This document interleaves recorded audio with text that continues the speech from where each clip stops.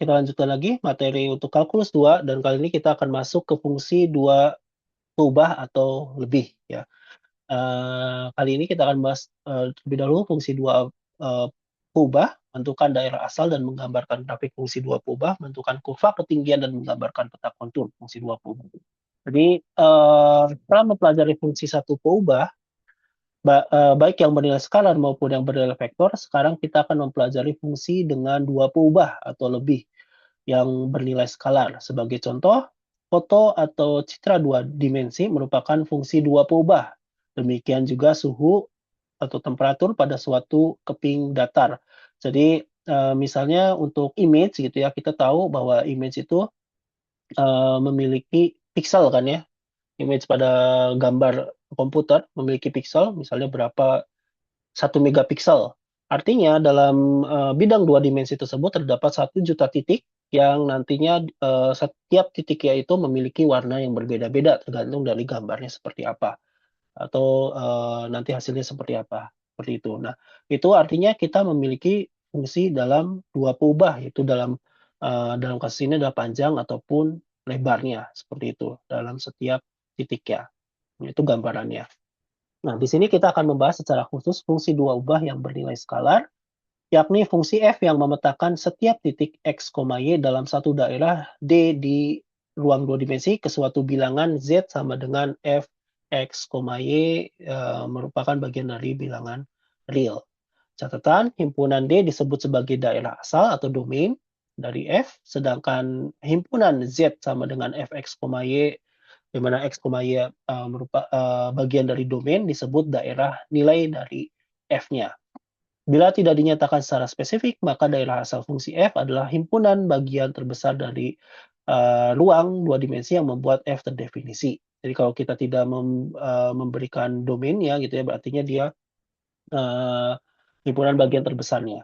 Sebagai contoh, daerah asal fx, y sama dengan x per y adalah semua titik x, y kecuali y tidak sama dengan kecuali Y sama dengan 0 ya, atau Y tidak sama dengan 0. Karena kita bisa melihat di sini bahwa kita tidak, tidak bisa membagi dengan 0. Tentukan daerah asal fx, y sama dengan akar 1 min x kuadrat min y kuadrat. Nah, dalam kasus akar pasti yang, kita akan menghindari bahwa, di dalam akar itu mengandung nilai negatif ya. Makanya untuk, domain dari sini, maka domainnya itu akan berupa bahwa, x kuadrat plus y kuadratnya itu tidak mungkin ini kan kalau saya, buat, x kuadrat y kuadratnya harus dibuat kurang dari 1 min x kuadrat plus y kuadrat kan, x kuadrat ditambah y kuadrat.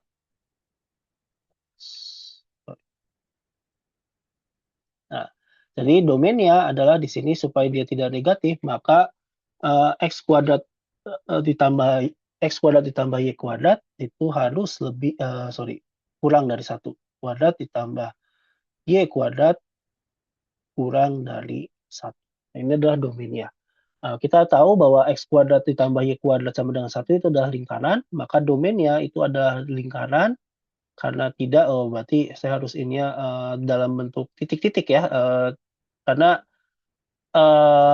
garis lingkaran ini tidak termasuk. Jadi saya harus buatnya dalam aduh ini agak repot. Ya anggap aja ini garis titik-titik ya. Nah berarti yang berada di dalam ini, gitu ya. Nah, ini adalah domainnya, gitu. Nah, grafik fungsi 2 peubah, diberikan fungsi 2 peubah dengan persamaan z sama dengan fx, y dengan x, y, adalah domainnya, sesuai dengan domainnya kita dapat menggambarkan grafiknya yaitu himpunan x, y, z dengan z sama dengan fx, y, x, y adalah domainnya di ruang 3 dimensi. Misalnya z sama dengan fx, y, yaitu adalah x kuadrat ditambah y kuadrat. Nah ini contohnya ya.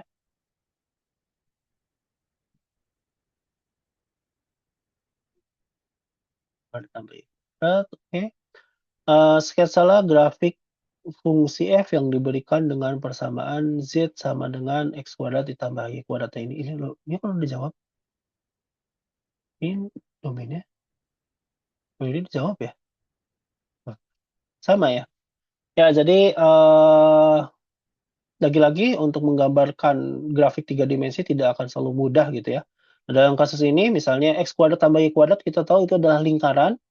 Nah, dan di sini z sama dengan x kuadrat ditambah y kuadrat. Artinya, besarnya dari z itu ditentukan oleh, lingkarannya gitu ya, sorry, apa namanya, sorry, besarnya lingkaran ini sangat bergantung pada arah Z-nya. Jadi pada saat Z-nya sama dengan 0, berarti dia nilainya pun adalah lingkaran dengan jari-jari 0 atau titik saja di sini.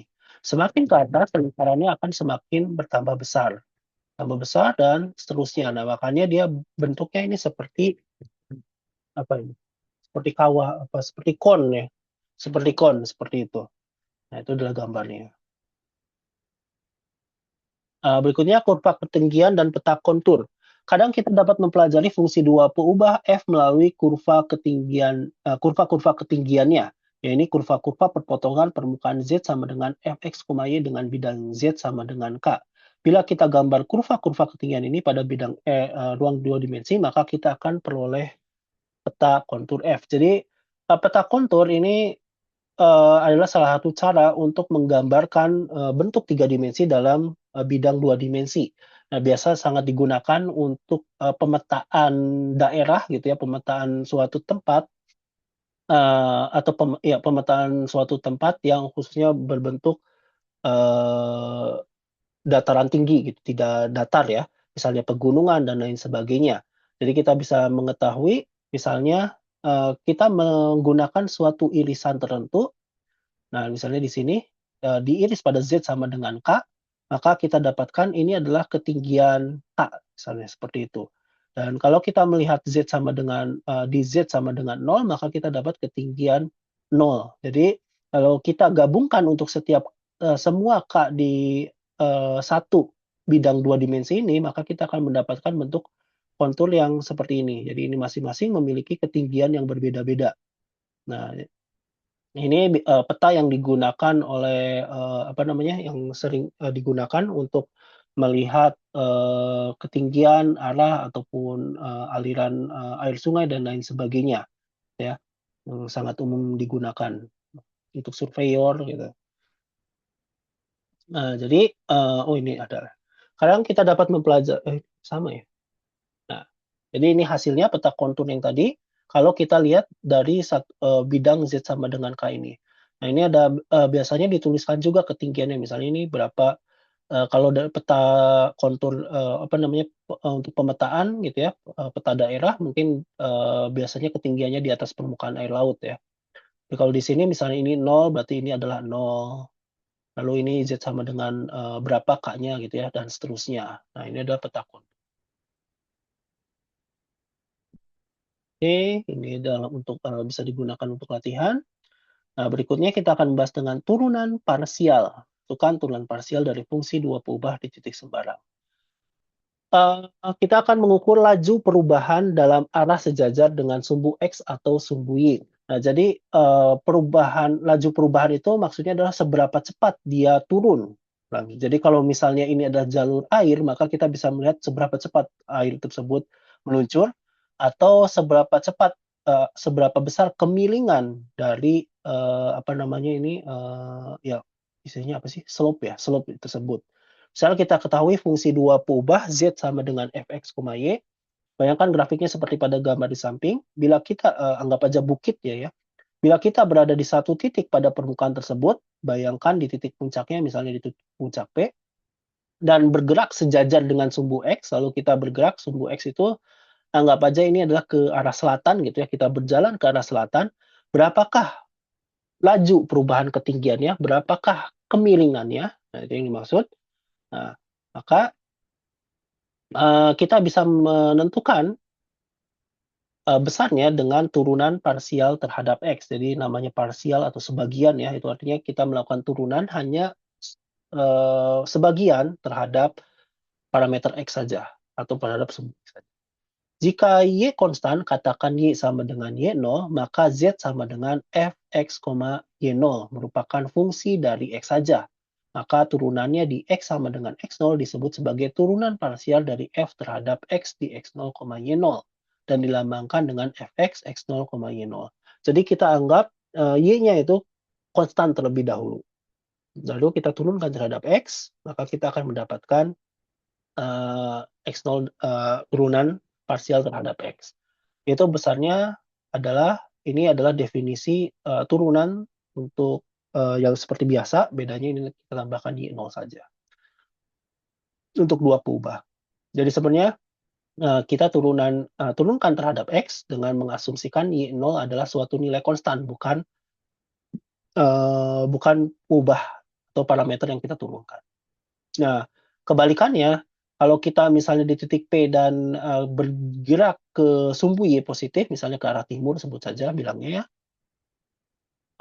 maka untuk menentukan besarnya laju perubahan kemiringan, kita bisa gunakan turunan parsial terhadap Y. Ini pun sama, intinya bahwa kita menganggap variabel X itu adalah suatu nilai konstan, ataupun bukan suatu peubah gitu ya. Maka kita bisa menurunkan hanya terhadap Y-nya saja yang merupakan peubah. Ini turunkan.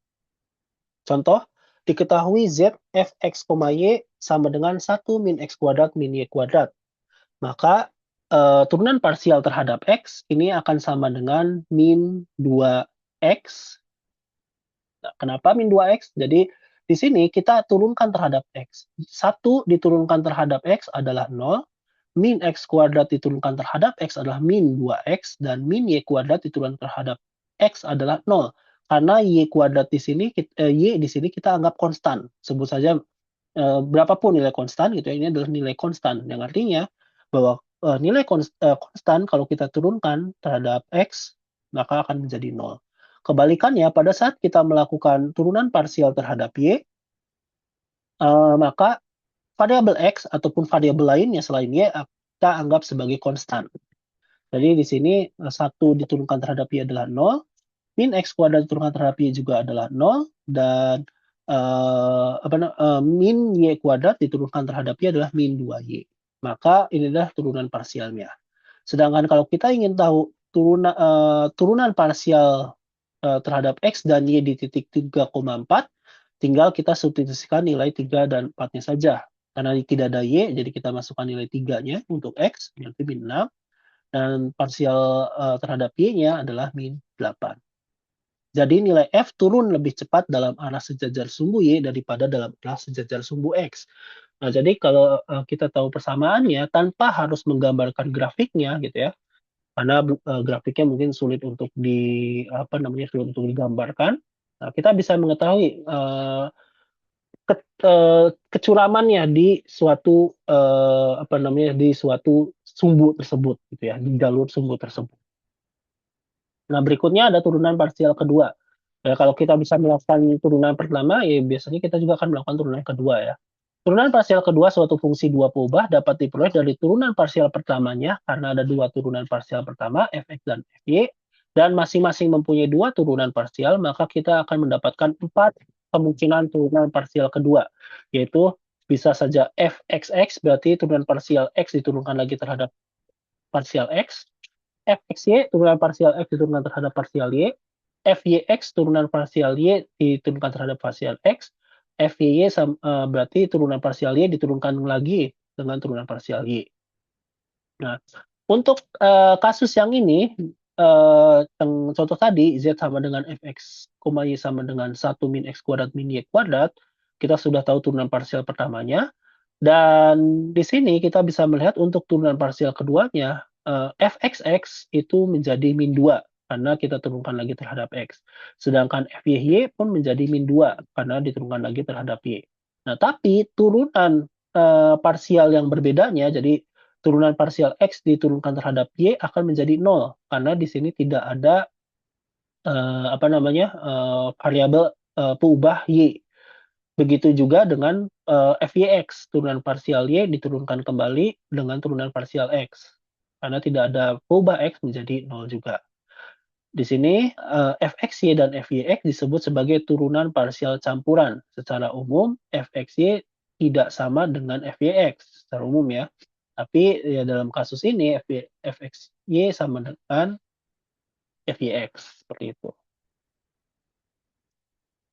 Nah, ini ada, soal yang bisa untuk sebagai latihan.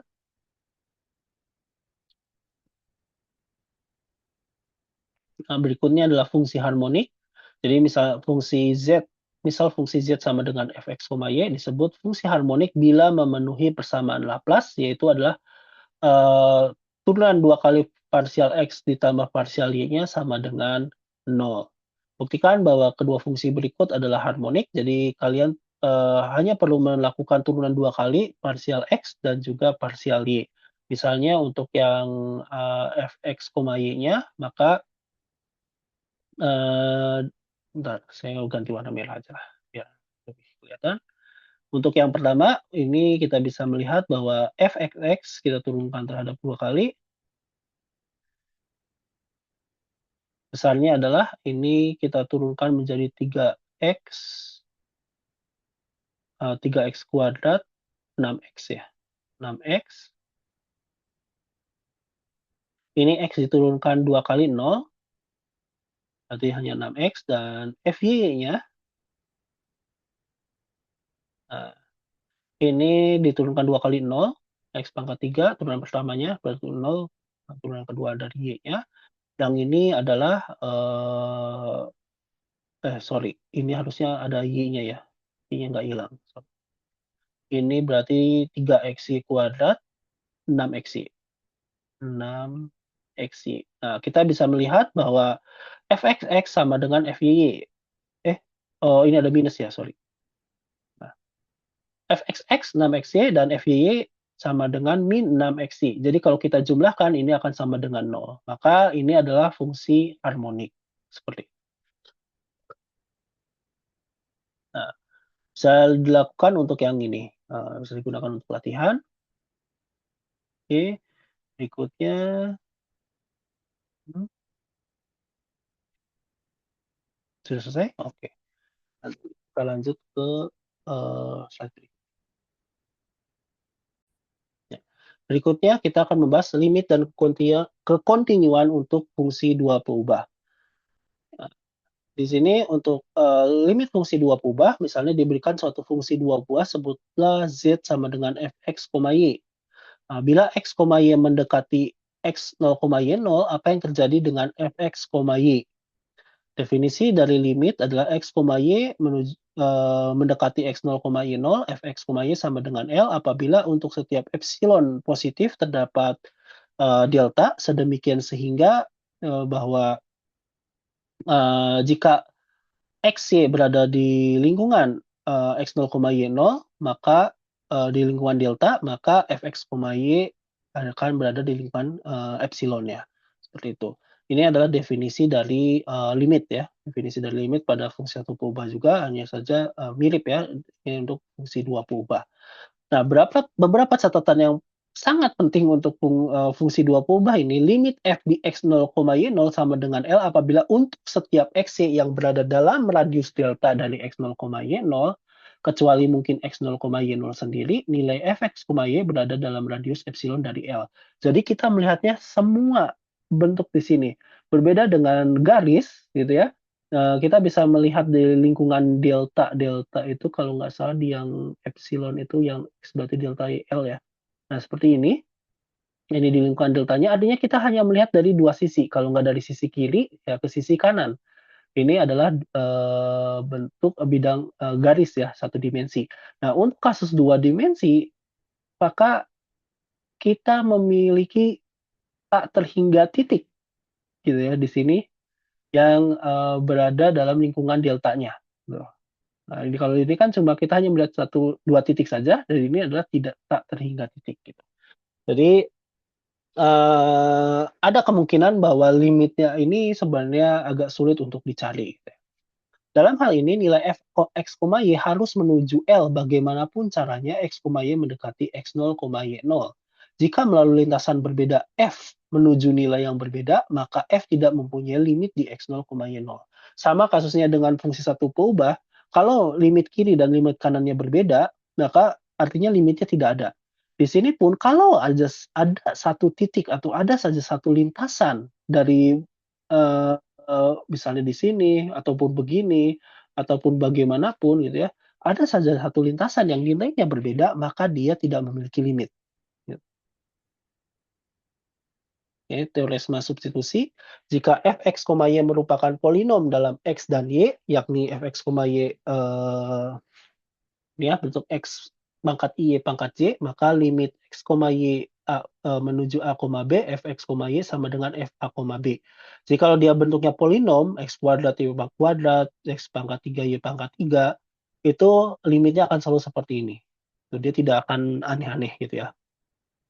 Nah, tapi jika f(x, y) sama dengan f(x, y) per qx, y, artinya dia ada bentuk pembagi gitu ya, dengan p dan q adalah polinom, misalnya x kuadrat per, x pangkat 4 plus sekian, atau x, kuadrat tambah y kuadrat per x, y, dan lain sebagainya dalam x dan y, maka limit x, y menuju a, b, f(x, y) sama dengan p A, B dibagi dengan Q, A, B asalkan Q, A, B tidak sama dengan nol. Kalau misalnya tidak menemukan pembagi dengan tidak menemukan pembagi dengan nol, lagi-lagi ini akan aman. Eee, nah contohnya, limit x, y menuju 3,4 dari x kuadrat tambah y kuadrat ini akan aman kalau tidak usah melakukan pengecekan apapun, langsung dimasukkan saja. Maka menjadi, 9 ditambah 16 sama dengan 25. Di sini, tentukan limit x, y menuju 0,01 plus x, y per x kuadrat tambah y kuadrat tidak ada. Karena pebilangnya menuju 1 sementara penyebutnya menuju 0. Jadi kalau di sini 0,0 lagi-lagi, di sini ya, artinya dia tidak ada. Limit, x ini juga sama. Nah, ini walaupun di sini adalah 0/0, di sini juga limitnya tidak ada gitu ya, karena alasan sebagai berikut. Kita bisa melihat misalnya sepanjang garis Y sama dengan MX, jadi kita melihatnya, sepanjang garis Y sama dengan MX, kita amati bahwa kalau Y-nya kita substitusikan dengan MX, ini menjadi MX kuadrat dibagi X kuadrat ditambah MX kuadrat X kuadrat, sama dengan M per 1 plus M kuadrat, yang bergantung pada nilai M. M ini adalah biasanya kemiringan dari garisnya ya. Jadi tidak ada nilai tertentu yang dituju ketika x, y mendekati 0,0, seperti itu. Jadi ini sangat bergantung dari ya, garis mana yang mendekatinya, yang kita gunakan gitu. Dan artinya ini bisa menilai berapapun, seperti itu. Ini pun jadi tidak ada. Nah, oke. Nah, jadi caranya kita bisa mendekati dengan suatu garis, misalnya, yang bisa Y sama dengan MX, atau Y sama dengan X, atau Y sama dengan misalnya kita buat konsan Y sama dengan 1, Y sama dengan 2 jika bidang tersebut dilewati garis tersebut, seperti itu. Nah, ini pun, sama atau X sama dengan 0 ya, X sama dengan 2 dan lain sebagainya. Sama dia diikuti. Nah, untuk kekontinuan, karena kekontinuan itu kita membicarakan limitnya ada atau tidak, maka berhubungan dengan yang tadi ya. Fungsi f, x, y dikatakan kontinu di a, b apabila limitnya adalah, limit a, b, limit x, y menuju a, b adalah, fungsinya pada titik a, b tersebut. Sebagai contoh polinom kontinu di setiap titik, yang polinom ya, karena polinom tadi pasti akan sama, itu akan kontinu di setiap titik. Jika Gx, Y kontinu di A, B dan Ft kontinu di G, A, B, maka Fog kontinu di A, B gitu ya. Sebagai contoh Fx, Y, X kuadrat ditambah Y kuadrat kontinu di setiap titik X, Y. Kesamaan turunan parsial campuran, jika Fx, Y dan Fyx kontinu pada suatu cakram di sekitar A, B, maka Fx, Y, A, B akan sama dengan Fyx, A, B.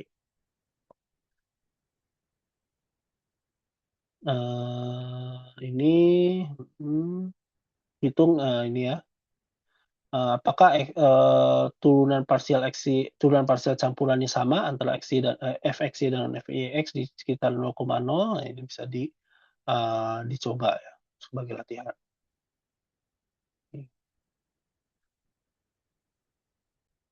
Baik. Berikutnya kita akan setelah membahas limit, tentu kita akan membahas tentang turunan fungsi dua peubah. Periksa apakah suatu fungsi dua peubah mempunyai turunan di titik tertentu dan menentukan turunannya. Turunan parsial saja tidak cukup, kita sudah mendefinisikan turunan parsial dari suatu fungsi dua peubah, tapi eksistensi turunan parsial di satu titik tidak memberi kita informasi tentang nilai fungsi di sekitar titik tersebut, kecuali dalam arah sejajar sumbu X dan sumbu Y saja. Jadi misalnya tadi bentuknya seperti, apa namanya, bukit gitu ya, seperti bukit, maka, turunan parsial hanya memberikan informasi berapa besarnya kemiringan pada arah sumbu X dan pada arah sumbu Y. Bagaimana dengan daerah lainnya? Gitu. Tentu tentu secara nyata kalau kita membicarakan tentang kontur gitu ya, 3 dimensi, maka kita ingin melihat keseluruhan kan, lingkarannya gitu ya. Keseluruhan, 360 derajat, bukan hanya ke sumbu X dan sumbu Y saja. Bagaimana mendefinisikan turunan? Turunan dari fungsi suatu kubah Y sama dengan X di X sama dengan C didefinisikan sebagai f aksen C sama dengan limit H menuju 0 F C plus H min FC per H. Ini adalah turunan satu peubah. Sayangnya bentuk ini tidak dapat diperumum untuk fungsi dua peubah karena pembagian dengan vektor tidak terdefinisi. Kita tidak membicarakan pembagian dengan vektor ya, tidak pernah membicarakan pembagian dengan vektor. Turunan fungsi satu peubah untuk turunan fungsi satu peubah, jika Y sama dengan fx mempunyai turunan di X sama dengan C, yakni sebut saja f aksen C sama dengan M, maka F linear secara lokal di X mendekati C, yaitu Fc plus H sama dengan Fc ditambah Hm ditambah H epsilon H. Dengan limit H menuju 0 dari epsilon H itu akan mendekati 0. Jadi dia, linear ya, linear di dekat X sama dengan C tersebut. Jadi maksudnya linear itu ya mau kurvanya bentuk bagaimanapun, kalau kita melihat turunan di suatu titik, maka dia akan terlihat linear gitu ya, terlihat linear atau, di sekitar X sama dengan C tersebut. Nah, sebaliknya jika F linear secara lokal di X, X mendekati C, sebutlah FCH sama dengan FC ini udah ya, maka F mempunyai, ya kan, ya. Nah, ini ya, maka F mempunyai turunan di X sama dengan C, yakni besarnya adalah M. Nah, untuk turunan fungsi dua peubah F dikatakan mempunyai turunan di P sama dengan A, B jika dan hanya jika F linear secara lokal di sekitar P. Yakni, ini agak sedikit panjang ya, jadi dari definisi yang tadi, ini, bentuknya seperti ini, maka kita akan melihat bahwa, epsilonnya atau lingkungan di sekitar, P-nya itu, A, B itu akan mendekati 0 gitu ya, atau mendekati linear. Nah, sehingga, kita dapatkan nabla nabla itu belum diajarkan ya? Ya, pokoknya ini adalah, nabla sebenarnya belum, sekarang ya? Oh ya. Nah jadi, kita menuliskan suatu bentuk segitiga terbalik ini. Nah ini, eee, disebut sebagai operator Del. Ini lebih banyak yang bilangin nabla ya, karena delta ya. Jadi saya seringnya mengatakan nabla ya. Jadi, entah itu Del ataupun nabla, bebas ya. Nabla FP, saya agak biasa untuk nabla, del FP, adalah, eee, ini ya, turunan fungsi dua peubah dari FP adalah fxp, jadi turunan,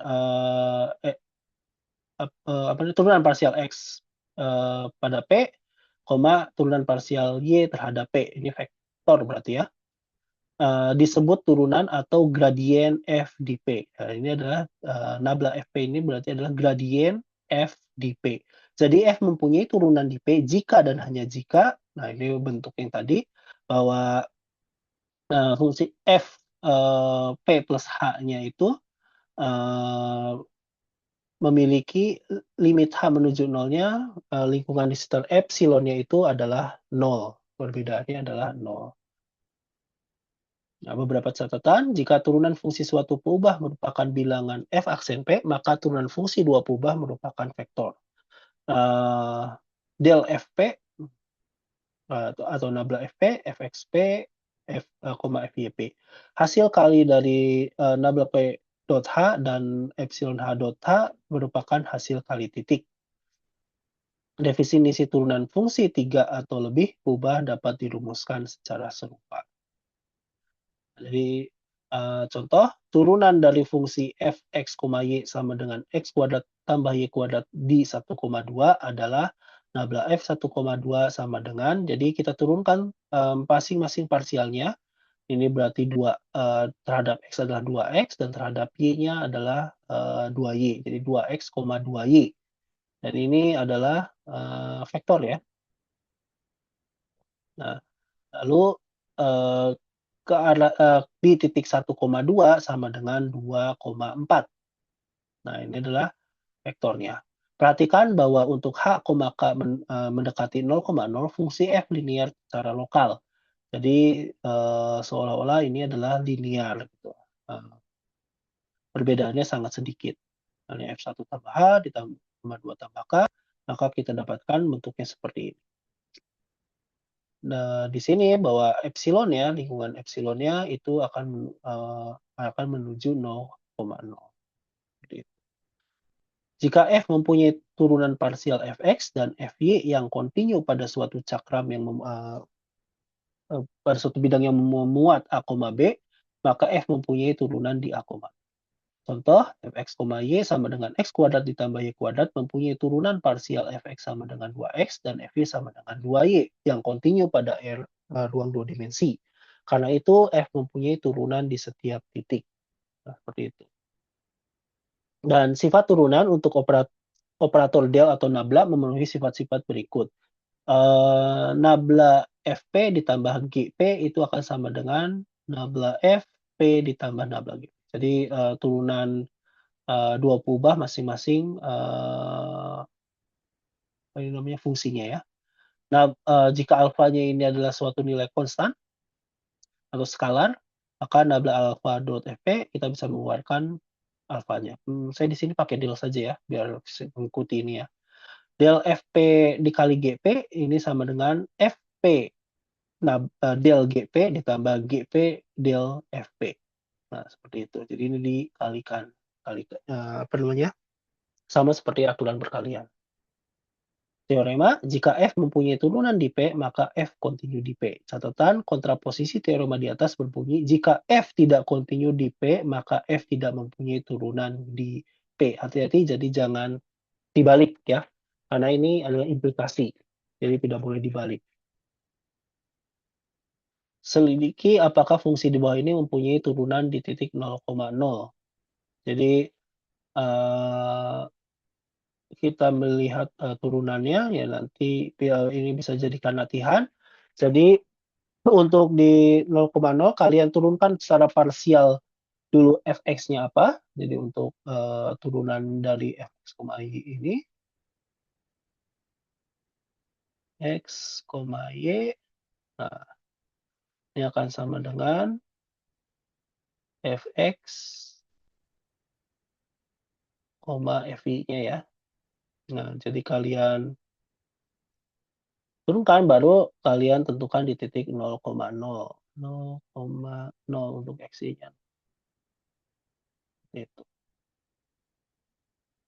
Nah, untuk yang ini ataupun yang ini.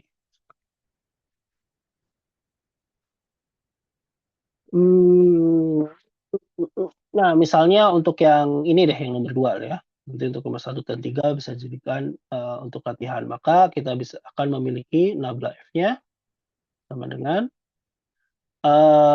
ini diturunkan terhadap X, berarti ini konstan, berarti adalah 2X ya. 2X, lalu akar diturunkan menjadi setengah, ini menjadi min setengah, X kuadrat ditambah Y kuadrat. tambah Y kuadrat. Nah, berikutnya ini adalah untuk fx-nya ya. Ini adalah fx-nya. Nah, berikutnya, kita bisa coret yang ini duanya saya hilangkan, jangan dicoret aja ya. Ya, dan coret, coret. Nah, berikutnya ini pun akan sama, jadi di sini, turunkan terhadap Y-nya 0, nah, diturunkan dulu, sebenarnya harusnya turunkan terhadap ininya dulu ya, dulu X kuadrat ditambah Y kuadrat, ininya 2Y atau, 2Y ya, tinggal dicoret coret.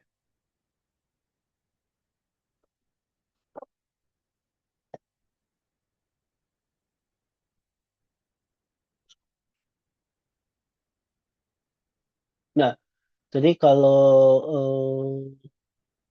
akar ini nah kalau kita lihat dari sini, kalau kita ingin mempunyai turunan di titik 0,0, maka kalau kita masukkan di sini adalah 0, akar 0, pembaginya juga ini akar 0 ya, 0 ya, 0/0 dan 0/0. Jadi dalam hal ini bisa saja tidak memiliki, turunan. Kenapa demikian di 0,0 bentar, 0,0, jadi ini sebenarnya dari definisi, akarnya ya. Ini kalau misalnya kita buat di limitnya, ini bisa saja memiliki turunan ya. Ini iya. Ya, ini bisa saja memiliki turunan, gitu ya. Tapi tergantung dari, definisi akarnya di sini, kalau dia, eee, karena akarnya ini memiliki nilai positif dan negatif, dia bisa tidak memiliki turunan, seperti itu. Nah, jadi kalau kita definisikan hanya satu sisi, ya positifnya saja atau negatifnya saja, ya bisa memiliki turunan dari definisi, limitnya, gitu.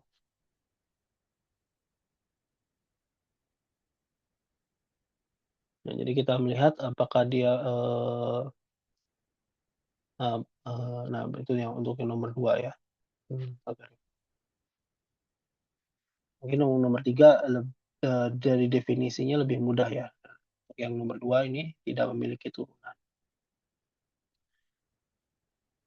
Nah ini, sebenarnya jadi untuk pembagian dari del gitu ya, pembagian, turunan, eee, 2 fungsi f dan g, maka ini berlaku juga sama seperti apa namanya, mirip dengan untuk satu kubah, 2 fungsi, pembagi ya. Bagi adalah G del F min F del G dibagi G kuadrat. Nah ini ya mungkin jangan terbalik antara karena minus ya, G del F min F del G.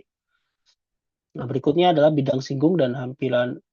Untuk bidang singgung dan hampiran, kayaknya saya tidak akan membahas bidang singgung dan hampiran di sini. Saya akan langsung masuk ke materi berikutnya saja. Jadi di sini ya, turunan fungsi dua kubah, kita akan masuk ke turunan berarah dan gradien dan aturan rantai.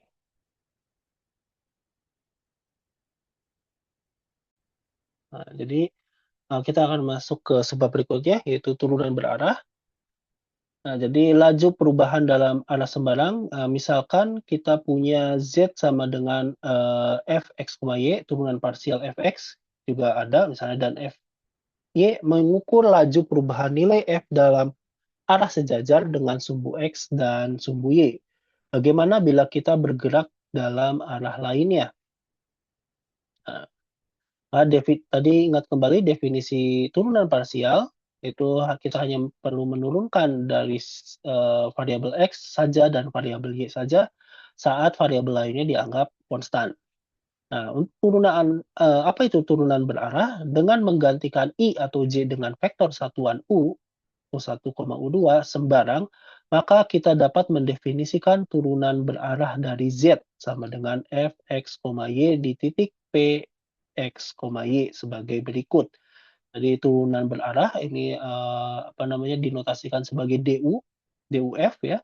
Jadi ini artinya turunan berarah F, turunan berarah F ke U. Turunan arah U ke F, turunan arah U dari F ya. Nah, DUF ini, adalah limit H menuju 0, Fp ditambah H, U untuk arahnya min Fp dibagi dengan H. Jadi, untuk arah I ini sama dengan Fxp, ya, kalau untuk arah I jadi ke arah X, dan untuk, J itu adalah ke arah Y, untuk arahnya. Hubungan dengan gradien, jika F mempunyai turunan atau linear secara lokal di P, maka F mempunyai turunan berarah di P dalam vektor U sama dengan U1, U2 secara dengan arah sembarang, dan DUF sama dengan U dot del FP. Nah, seperti itu. Jadi, eee sama dengan U1 Fxp ditambah U2 Fyp. Fakta ini dibuktikan, sebagai berikut. Karena F mempunyai turunan di P, maka Fp plus HU min Fp, kita dapatkan bentuknya seperti ini. Dengan limit, H 0 pada epsilon itu akan sama dengan 0. Dan kalau kita bagi luas dengan H, keduanya ini H, maka kita dapatkan bentuk ini. Untuk limitnya H menuju 0, maka kita dapatkan DUFP sama dengan delta Fp di dot U kan.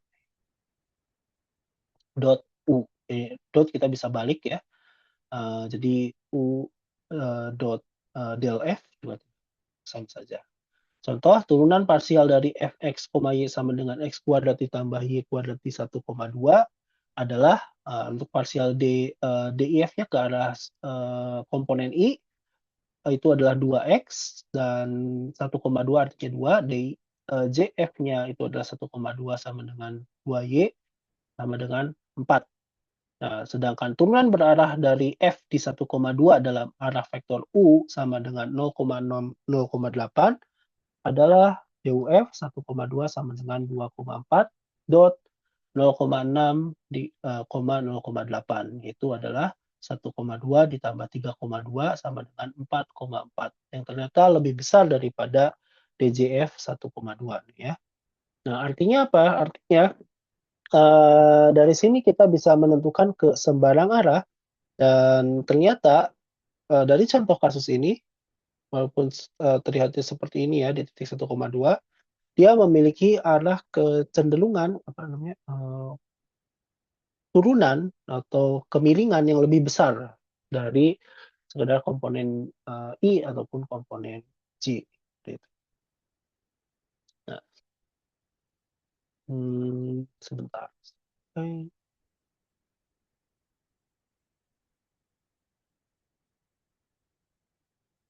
Ini kayaknya saya ini kayaknya belum ditekankan ya, bahwa U ini adalah vektor satuan ya, bahwa ini adalah vektor arah, vektor satuan, vektor U.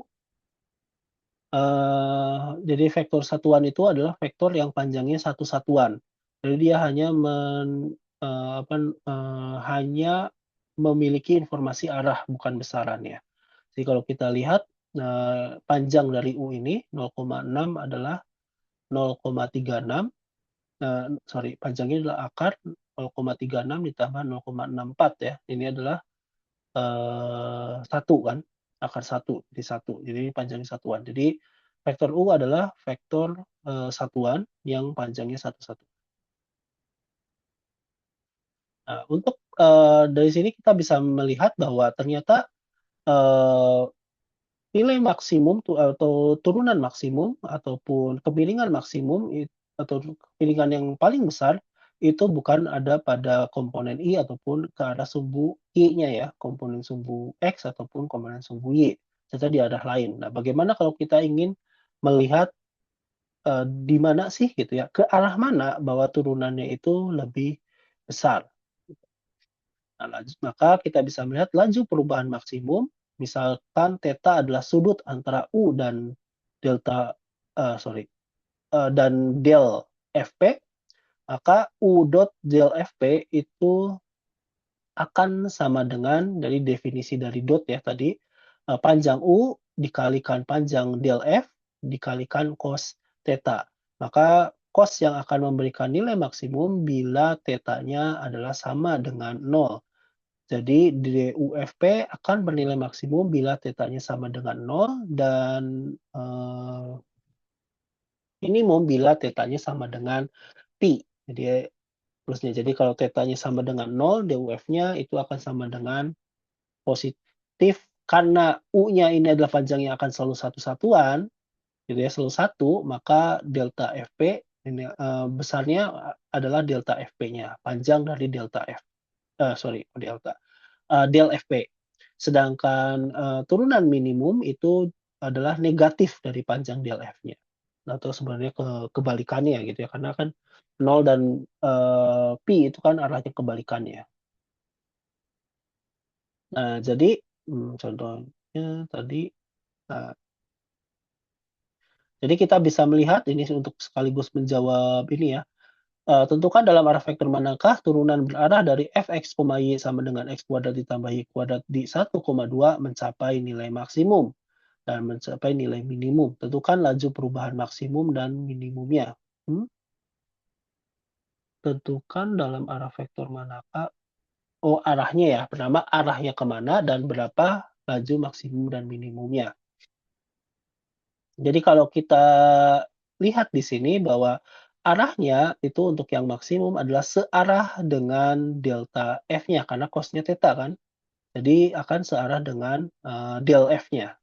Jadi kalau kita lihat di sini, untuk f(x, y) sama dengan x kuadrat ditambah y kuadrat di 1,2 maka del F-nya, kita sini ya, tadi mana ya, del F-nya itu ini kan ya, saya tuliskan lagi saja di sini. Kalau kita dapatkan del F-nya itu sama dengan 2,4. Nah, ini ya.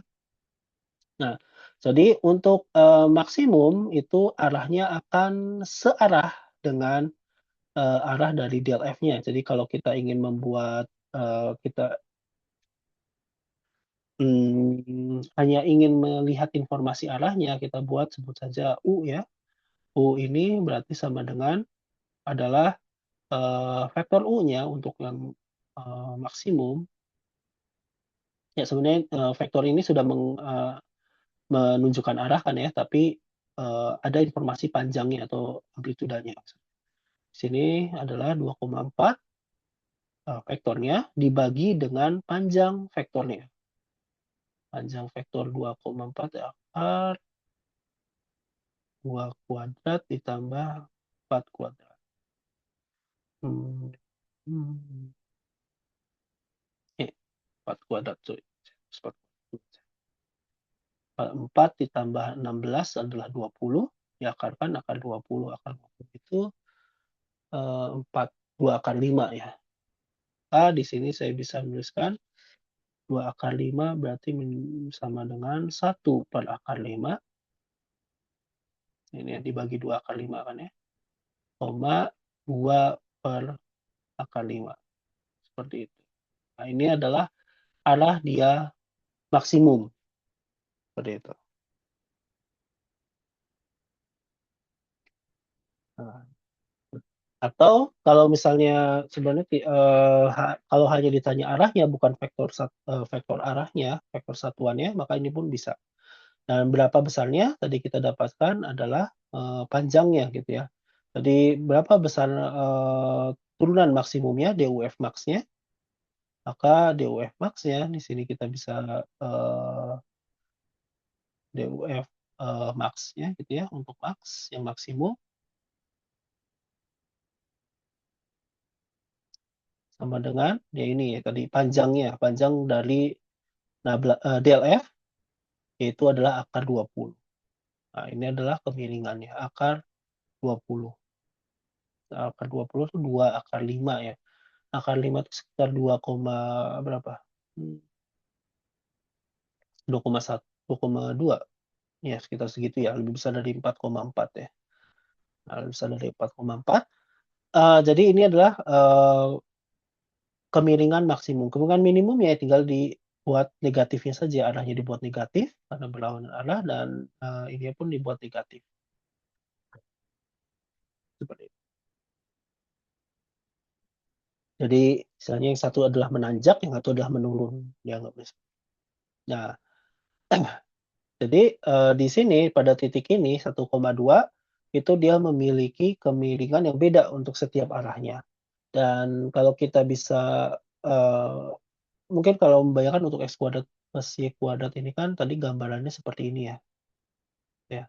Nah, kalau kita melihat di 0,0 ini pasti akan memiliki nilai yang sama ke manapun. Tapi untuk, ya, karena nilainya 0 dan 0 ya, ke arah manapun sama. Tapi kalau untuk di suatu titik, misalnya di sini, nah maka kemiringan kita melihat ke 360 derajat itu dia memiliki kemiringan yang berbeda-beda. Kurva ketinggian dan gradien, pada kurva ketinggian nilai F konstan, kontur ya tadi ya, nilai F konstan, jadi jika bergerak dalam arah vektor singgung U pada kurva tersebut, maka laju perubahan ketinggiannya akan sama dengan nol, atau DUF P sama dengan U dot del FP sama dengan nol. Karena, kurva ketinggian itu kan sebenarnya datar, kita melihatnya pada bidang datar. Jadi vektor gradien F di P tegak lurus pada kurva ketinggian F yang melalui P, seperti itu. Jadi ini adalah, arahnya dan ini adalah F-nya, seperti itu, oke. Misal fx, y sama dengan x kuadrat ditambah y kuadrat, maka turunan berarah dari f di 1,2 dalam arah vektor u sama dengan 1/5 dikali min 2,1 sama dengan nol.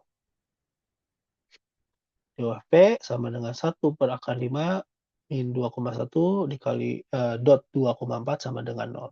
Ini terjadi karena vektor U merupakan vektor singgung pada kurva ketinggian F di 1,2. So, jadi ini untuk kurva ketinggian ya. Jadi arahnya ini akan selalu bernilai sama dengan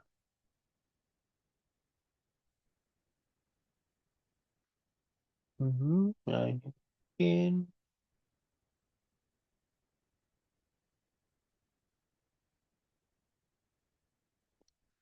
kemudian ini tadi udah ya, beda kontur dan medan gradien ya. Yang menggambarkan kemudian F diskriminatif pada simbol yang sama. Juga sudah gambarannya merupakan bentuk lingkaran ya, yang semakin lama semakin mengecil gitu ya. Dan seterusnya seperti itu. Nah, ini skuadran min y kuadrat itu tergantung ya, bisa ada sebagian elips dan sebagian hiperbola. Eh, elips, hiperbola, hiperbola gitu ya. Oh, oke, ini untuk pembuktian ya, penggambaran, bagaimana menggambarkan kontur. Lalu berikutnya adalah aturan rantai. Menggunakan aturan rantai untuk menentukan turunan fungsi komposisi antara fungsi dua peubah dengan fungsi vektor. Menentukan turunan dari fungsi satu peubah yang diberikan secara implisit. Aturan rantai untuk versi pertama ini, untuk fungsi satu peubah ya, jika X sama dengan XT dan Y sama dengan YT, mempunyai turunan di T, ini untuk fungsi parametrik ya, dua peubahnya ya. Dan Z sama dengan Fx, Y mempunyai turunan di X, T, YT, maka ZFX, T, YT mempunyai turunan di T dengan dz per dt sama dengan dz per dx per dt ditambah dz per dy per dt. Jadi untuk z-nya yang merupakan fungsi dari x dan y, maka kita bisa turunkan masing-masing terhadap t untuk setiap komponennya. Jadi dz diturunkan dulu terhadap dz diturunkan terhadap dx, maka dx per dt ditambah dz per dy dikali dy per dt. Nah, contoh, misalkan Z sama dengan X kuadrat Y pangkat 3 dengan X sama dengan T kuadrat plus 1 dan Y sama dengan T kuadrat min 1, maka dz per dt ini akan sama dengan dou Z per dou X dibagi dou X per dou T. Jadi kita turunkan Z-nya terhadap X dikalikan X terhadap T. Ditambah kita turunkan Z terhadap Y dikalikan turunan Y terhadap T. Di sini turunan Z terhadap X adalah 2X Y pangkat 3. Lalu turunan X terhadap T, X-nya adalah T kuadrat plus 1, diturunkan terhadap T adalah 2T, Dan berikutnya X kuadrat Y pangkat 3 diturunkan terhadap Y adalah 3X kuadrat Y kuadrat, 3X kuadrat Y pangkat Y kuadrat, dikalikan 2T. Maka kita tinggal kalikan, lalu kalau ada yang bisa, ini kita substitusikan gitu ya, X-nya menjadi T kuadrat plus 1 dan Y-nya menjadi T kuadrat min 1, lalu kita selesaikan, maka kita mendapatkan bentuk seperti ini. Nah, itu cara pertama.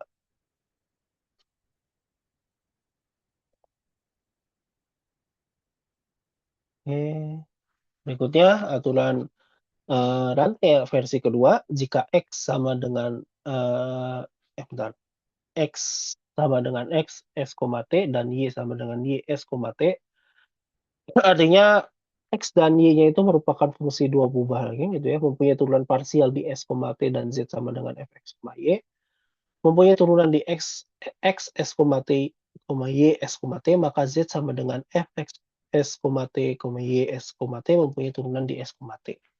Jadi, kita turunkan dz, do Z per do S-nya menjadi do Z per do X per do S. Dan ditambah do Z per do Y, dikali do Y per do S, itu untuk yang turunan terhadap S, dan turunan, terhadap T-nya adalah do Z per do T sama dengan do Z per do X, dikali do X per do T, ditambah do Z per do Y, dikali do Y per do. Jadi ini ya masing-masing turunan terhadap X dan juga terhadap S dan T-nya. Ya, jadi Z sama dengan X kuadrat Y dengan X sama dengan S ditambah T dan Y sama dengan 1 min ST. Maka do Z per do S sama dengan diturunkan dulu terhadap X, maka kita dapatkan bentuk yang ini, dan ini ditambah X kuadrat min T, lalu kita substitusikan X-nya menjadi S plus T dan Y-nya sama dengan 1 min ST. Maka kita dapatkan bentuk yang ini, sedangkan untuk turunan terhadap T-nya adalah turunkan dulu terhadap T, 2X-Y dikali 1 ditambah X kuadrat min S. Sehingga lalu X dan Y-nya disubstitusikan kembali, maka kita dapatkan bentuk seperti ini.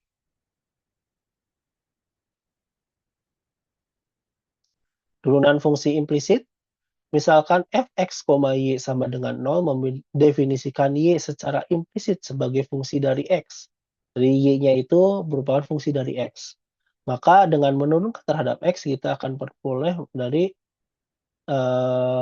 kalau ini kan kita melihat bahwa X dan Y-nya merupakan fungsi dari parameter yang lain ya, S, T, ataupun T saja.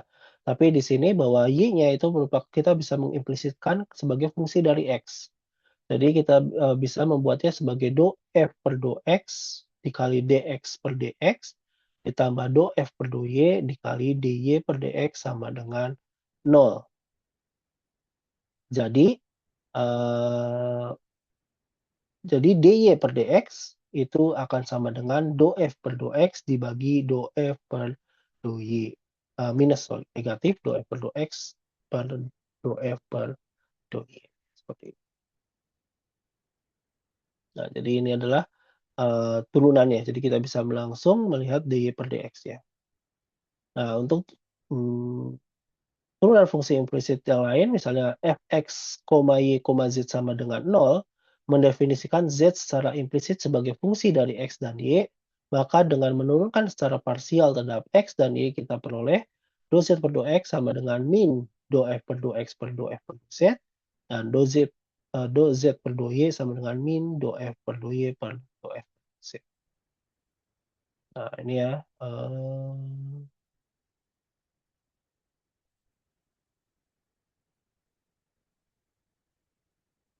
Kalau ini bukannya bisa kita langsung ya?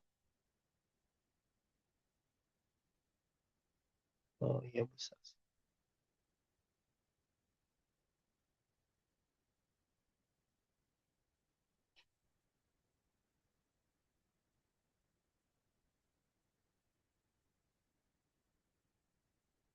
Ini ya, untuk X dan Y ya, Fx, Y sama dengan 0 ya. Hmm, hmm, hmm. Nah, jadi misalnya untuk kasus yang ini, jadi Untuk menentukan dy per dx, maka kita asumsikan bahwa y ini adalah suatu fungsi dari x. Kita tidak tahu fungsinya itu apa, yang penting kita asumsikan bahwa dia fungsi dari x, seperti itu. Ada fungsinya, entah itu x kuadrat, x+1, dan lain sebagainya, kita tidak peduli. Yang penting bahwa y ini secara implisit bisa tuliskan sebagai fungsi dari x. Nah, berikutnya, maka untuk menentukan dy per dx-nya, untuk menghitung dy per dx-nya, maka kita bisa menggunakan rumus yang ini, yang di atasnya tadi.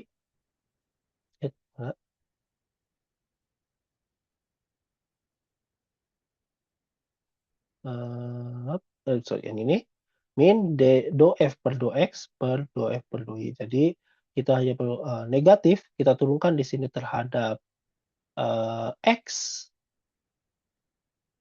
ini agak panjang ya, ini adalah 3x kuadrat.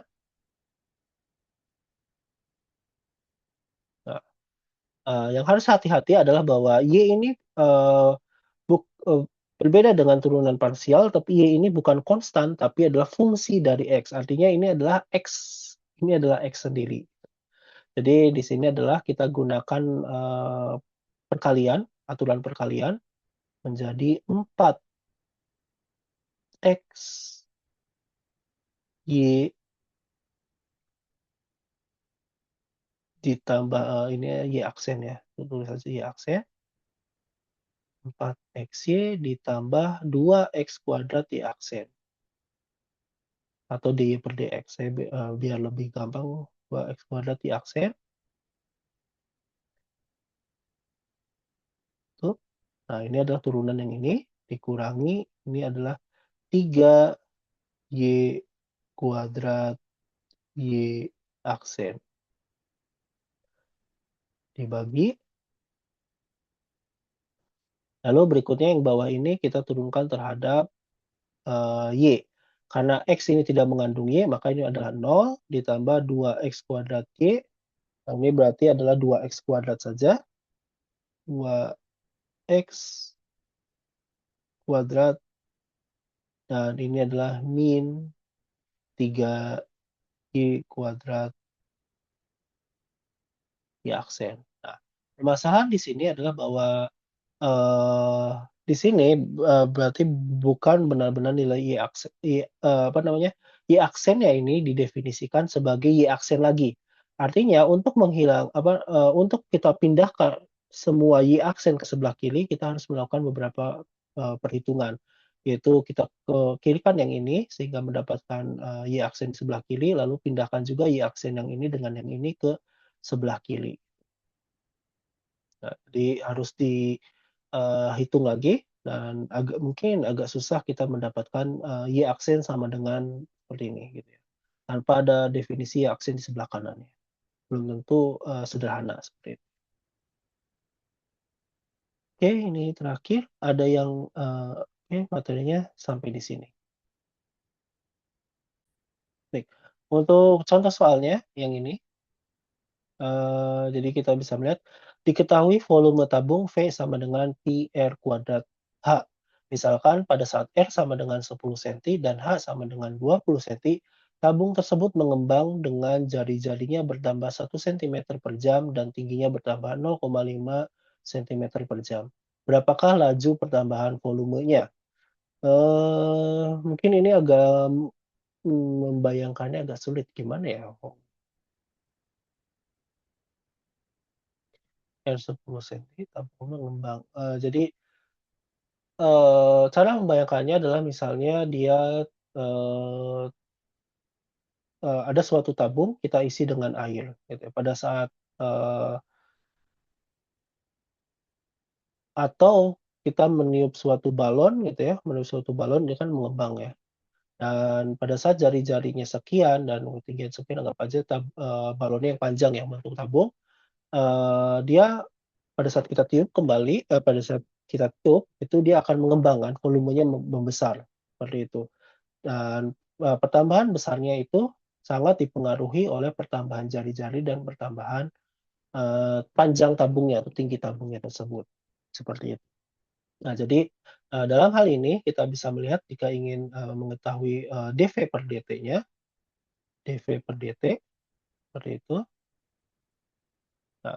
Maka kita gunakan karena yang, bertambah atau berubah itu adalah R dan H sekaligus, dan ini merupakan satu fungsi, maka kita bisa menggunakan, bentuk seperti ini. Jadi kita gunakan, dV per dt sama dengan, kita turunkan terhadap satu variabel, lalu variabel itu terhadap turunannya. Jadi di sini adalah dV kita turunkan terhadap R terlebih dahulu atau mau H juga tidak apa-apa, berikutnya dikali dr per dt.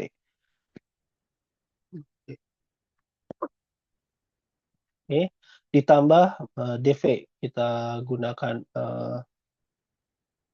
apa namanya, terhadap H dikali dH per dt.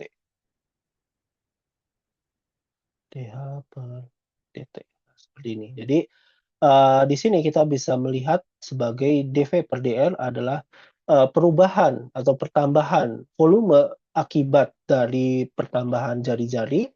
Lalu di sini adalah pertambahan jari setiap waktu, ditambah pertambahan volume terhadap, apa namanya, terhadap ketinggiannya, ketinggian tabungan ya, dikalikan, perubahan ketinggiannya setiap waktu. Jadi kita bisa melihat di sini bahwa dV per dr-nya, V kita turunkan terhadap dr menjadi 2 pi RH, 2 pi RH pada saat R 10 dan, H 20. Karena ini dalam sentimeter semua dan jam ya, kita gunakan sentimeter saja ya. Oke, di sini berarti 10,20 ya, 10,20. Nah, dN per dt adalah yang ini, bertambah, jari-jari bertambah 1 cm per jam, berarti ini adalah 1, tambah dV per dH adalah pi R kuadrat,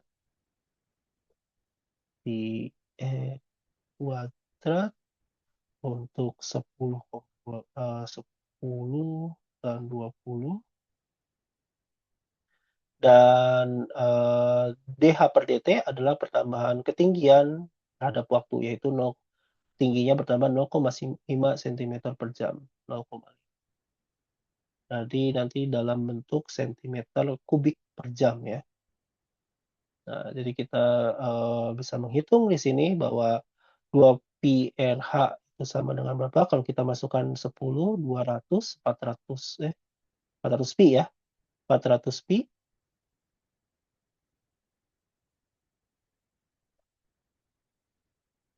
ditambah pi R kuadrat, pi R 100 dibagi setengah 50 pi. 50 pi. Nah, maka hasilnya adalah 450 pi centimeter kubik per jam. 400, 450 pi. 450 pi centimeter kubik per jam. Nah, seperti itu. Ini pada saat, apa namanya, jari-jarinya 10 senti dan ketinggiannya 20 senti, seperti itu. Karena kalau kita melihat pada saat jari-jari 10 senti dan ketinggian 20 senti, itu dia berapa, 2000 pi ya, 2000, volumenya sudah 2000 pi centimeter kubik, dan, jika dia tambahkan lagi, akibat pertambahan laju dan jari-jari dan ketinggiannya, maka dia bertambahnya adalah 450 pi centimeter per jam, seperti itu. Itu kalau kita melihat, jari-jari dan ketinggian yang berbeda, maka hasilnya pun akan berbeda. Oke, materinya sampai di sini.